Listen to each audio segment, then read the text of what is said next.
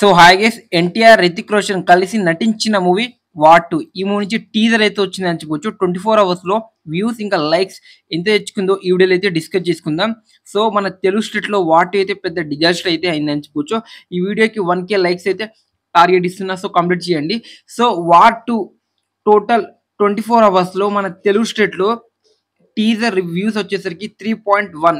ఎన్టీఆర్ అన్న ఒక Taiwan hero views ఇంత తక్కువ రావడానికి కారణం ఏంటో కామెంట్ చేయండి. లైక్స్ చూసుకుంటే 2,40,000 లైక్స్ అయితే మాత్రం వచ్చిందని చెప్పొచ్చు. సో ఇది టైర్ 3 వ్యూస్ లైక్స్ అని చెప్పొచ్చు. అంటే టైర్ 3 టైర్ 2 హీరోస్ అయితే ఇలాంటి వ్యూస్ అయితే పెడుతుంటారు సోషల్ మీడియాలో, యూట్యూబ్ లో. కానీ ఎన్టీఆర్ అన్న ఒక టైర్ 1 హీరో ఉండి ఇంత తక్కువ వ్యూస్ రావడానికి కారణం మెయిన్ ఏదైనా ఉందంటే ట్రోలింగ్ అని చెప్పుకోవచ్చు.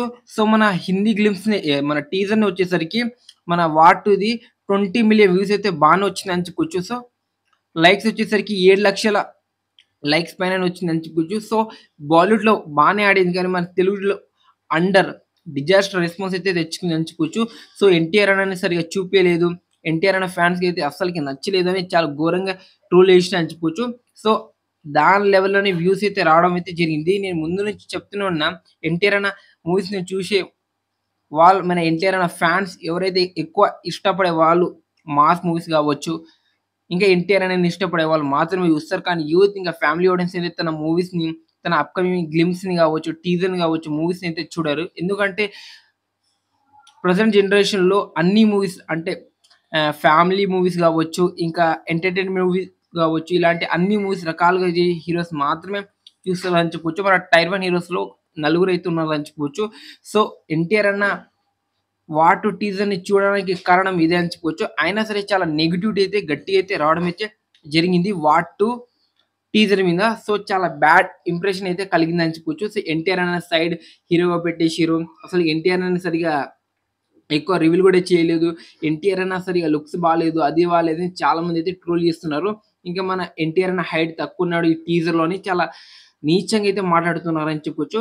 సో చాలా బ్యాడ్ రెస్పాన్స్ మన తెలుగు స్టేట్ నుంచి వచ్చిందని చెప్పొచ్చు. వార్ 2 టీజర్ ఇలా ఉంది అలా ఉందని చాలా మంది అయితే మాట్లాడుకుంటున్నారు. సో ఎన్టీఆర్ అన్న ఫ్యాన్స్ కి అయితే ఎవరికైతే ఈ టీజర్ అయితే అసలుకి నచ్చట్లే అని చెప్పొచ్చు.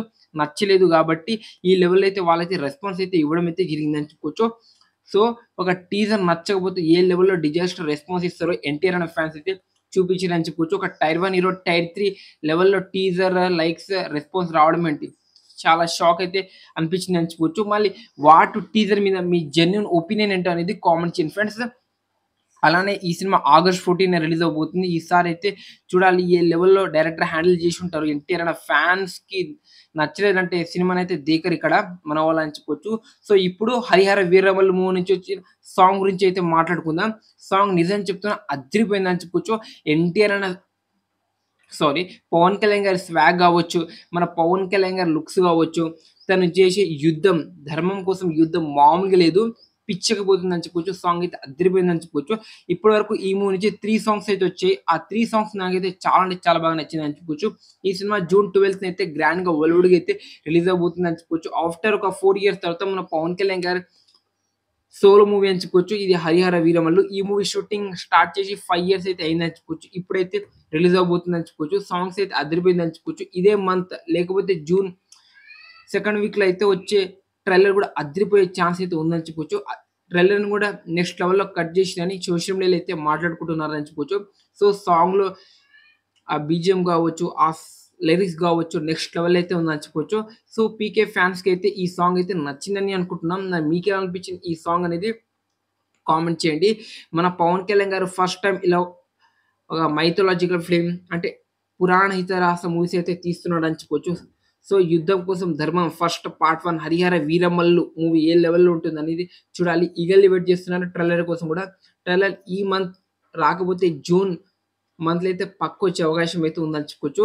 సో ఎట్టి పరిస్థితిలో జూన్ 12 నుంచి హరిహర వీరమల్లు మూవీ అయితే పోస్ట్‌పోన్ అవ్వదు. ఈసారి అయితే గట్టిగా అయితే కొడతాడు మన పవన్ కళ్యాణ్ గారు అని చెప్పుకోవచ్చు.